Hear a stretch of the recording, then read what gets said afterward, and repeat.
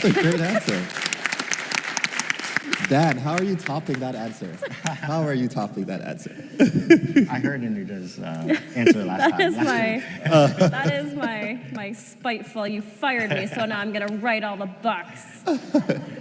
It is hard because, when you ask why, I mean, being a writer, you say nobody can reject you, but oh no, it's obviously, full of rejection. Yeah, yes. As a writer, you're constantly rejected. Maybe not Casey, now that you're so famous, but I mean, at the start, when you start, obviously, everyone goes through that. Yeah. I mean, you might be related to some famous writer, but most of us aren't. So it's very difficult.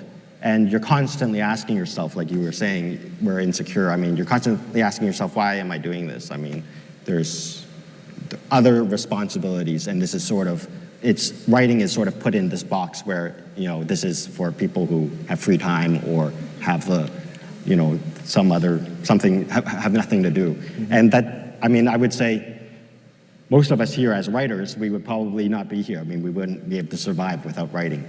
And it becomes a part of our lives in a very crucial way. I mean, it might be set apart, but it's the way that we express ourselves, and it's the way that we interact with the world. I mean, for me personally, it's because I see the world and I think, this, I don't like this, I don't like this, or I love this and I like this, but I think this should be changed.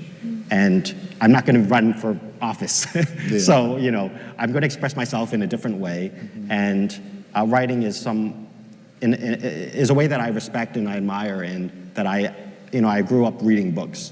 And I can appreciate that dialogue with people from the past and people who will come after us. And I'm hoping that by writing, that's going to continue and help me contribute something. Obviously, it's not like activism where you're out in the streets marching, and I think we should be doing that.